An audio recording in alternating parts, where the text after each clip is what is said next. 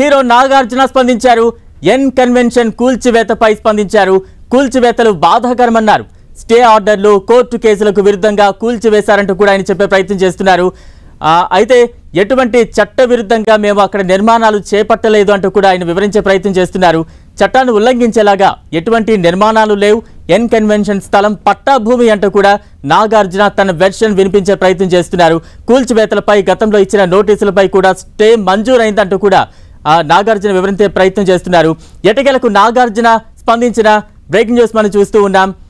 ఎన్ convention కూల్చివేతపై అక్కినేని నాగార్జున ఎటకేలకు స్పందించారు. కూల్చివేతలు చాలా బాధాకరమన్నారు. స్టే ఆర్డర్లు, కోర్టు కేసులకు విరుద్ధంగా కూల్చివేశారంటూ కూడా ఆయన చెప్పే ప్రయత్నం చేస్తున్నారు. చట్టాన్ని ఉల్లంఘించేలా ఎటువంటి నిర్మాణాలు చేపట్టలేదంటూ కూడా హీరో నాగార్జున వివరిస్తున్నారు. ఎన్ కన్వెన్షన్ ఉన్న స్థలం పట్టాభూమి, ఒక్క అంగుళం కూడా ఆక్రమణకు గురి కాలేదంటూ కూడా నాగార్జున చెప్తున్నారు. ప్రైవేటు స్థలంలో నిర్మించిన భవనం అంటూ కూడా హీరో నాగార్జున ఎన్ కన్వెన్షన్ కూల్చివేతకు సంబంధించి వివరణ ఇచ్చే ప్రయత్నం చేశారు.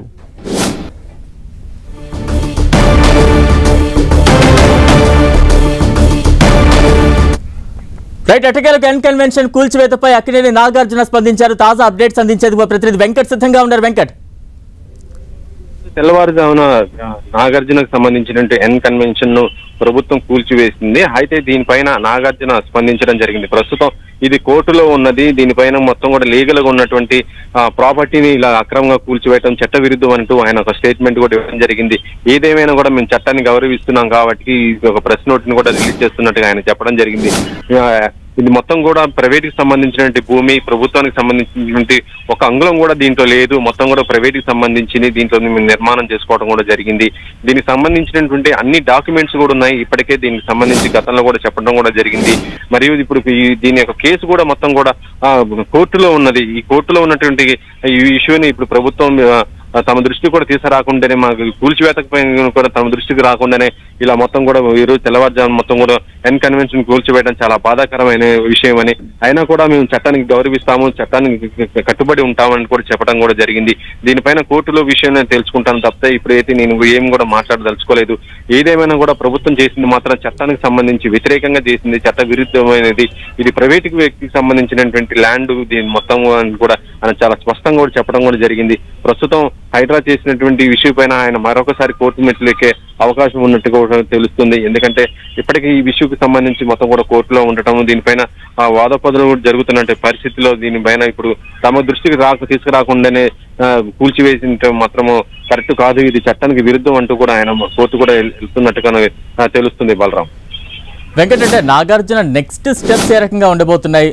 ఆల్రెడీ స్టే కూడా మంజూరైంది గతంలో అంటూ నాగార్జున చెప్తున్నారు. అంటే న్యాయపరంగా ఎటువంటి స్టెప్స్ తీసుకునే అవకాశం ఉంది? ఎటువంటి న్యాయ పోరాటానికి సిద్ధమవుతున్నారు? అంటే ఈ రోజు ఉదయం తెల్లవారుజాము నుంచి కూడా ఎన్ కన్వెన్షన్ కూల్చివేస్తున్నటువంటి విషయం నాగార్జునకి చాలా ఆలస్యంగానే తెలియడం జరిగింది. మొత్తం కూడా పోలీసులు మొత్తం కూడా బెటాలియన్ అక్కడ పెట్టేసి ఆ ఎన్ కన్వెన్షన్ కూల్స్తున్న విషయం నాగార్జునకి చాలా ఆలస్యంగా తెలియడంతో ఆయన స్పందిస్తున్న పరిస్థితి కూడా చూడొచ్చు. తమ దృష్టికి ప్రభుత్వం తీసుకురాలేదు, ఇలా కనీసం తమకు ఇలా కూల్చివేస్తున్నాము అని నోటీస్ కూడా ఇవ్వలేదు. ఎటువంటి నోటీస్ ఇవ్వకుండానే అది కూడా ఈ కేసుకు సంబంధించి కోర్టులో ఉన్నటువంటి విషయాన్ని ఇలా ప్రభుత్వం ఎలా చేస్తుంది, ఎలా కూల్చివేస్తుందని కూడా ఆయన ప్రశ్నించడం కూడా జరిగింది. ఈ ప్రభుత్వం చేసిన చట్ట విరుద్ధం అంటూ కూడా ఆయన వ్యాఖ్యానించడం జరిగింది. దీనిపైన లీగల్ గా వెళ్తానని కూడా ఇప్పటికే దీనిపైన మరొకసారి ఇప్పుడు కోర్టుకు కూడా మళ్ళీ వాళ్ళు అప్రోచ్ అవుతున్నట్టుగా తమ లాయర్లు కూడా వెళ్తున్నట్టుగా తెలుస్తుంది. ఏదేమైనా కూడా దీనిపైన కోర్టులోనే తెలుసుకుంటాను, ప్రభుత్వం ఎందుకు ఇలా చేసింది అనేది కూడా అక్కడే తెలుసుకుంటానన్నట్టుగా నాగార్జున అయితే పోతున్నట్టు పరిస్థితి అయితే ఉంది. దాంట్లో మాత్రం ఇప్పుడు ఎన్ కన్వెన్షన్ కట్టినటువంటి ప్లేస్ లో మాత్రం ఎక్కడ కూడా ఇల్లీగల్ గా అయితే లేదు, మొత్తం కూడా లీగల్ గా ఉన్నది. అది ల్యాండ్ కి సంబంధించిన డాక్యుమెంట్స్ అన్ని కూడా ఒరిజినల్ డాక్యుమెంట్స్ ఉన్నాయి, అన్ని లీగల్ కి సంబంధించినటువంటి డాక్యుమెంట్స్ ఉన్నాయి తప్ప ఎక్కడ కూడా పొరపాట్లు కానీ ఎక్కడ కూడా ఏం జరగలేదు. అలా వెంకట్, అంటే నాగార్జునకు ఎన్ కన్వెన్షన్ కూల్చివేతకు సంబంధించి హైడ్రా అధికారుల నుంచి ఎటువంటి నోటీసులు అందలేదా? ముందుగా ఎటువంటి నోటీసులు కూడా అందలేదని ఆయన స్పష్టం చేయడం జరుగుతుంది. ఎందుకంటే గత కొన్ని రోజుల నుంచి కూడా హైడ్రా చాలా వరకు కూడా అనాధికారికంగా కట్టడాలు అన్ని కూడా కూల్చివేస్తున్న విషయం తెలిసిందే. కానీ ఈ రోజు తెల్లవారుజామున హైడ్రా మాదాపూర్ లో ఎన్ కన్వెన్షన్ కి వెళ్ళటము, అక్కడ మొత్తం కూడా పోలీసు బెటాలియన్ మొత్తం కూడా పెట్టేసి కూల్చివేస్తున్న పరిస్థితి అయితే ఉంది. ఇది నాగార్జునకి ఎటువంటి నోటీసు కూడా ముందు నోటీసులు కూడా ఇవ్వలేదు, ఇలా కూల్చివేస్తున్నాము దీనిపైన ఆయన అబ్జెక్షన్ ఉందా, ఏ విషయాలు కూడా ఆయన దృష్టికి తీసుకురాగలేదని కూడా ఆయన చాలా స్పష్టంగా చెప్పడం జరిగింది.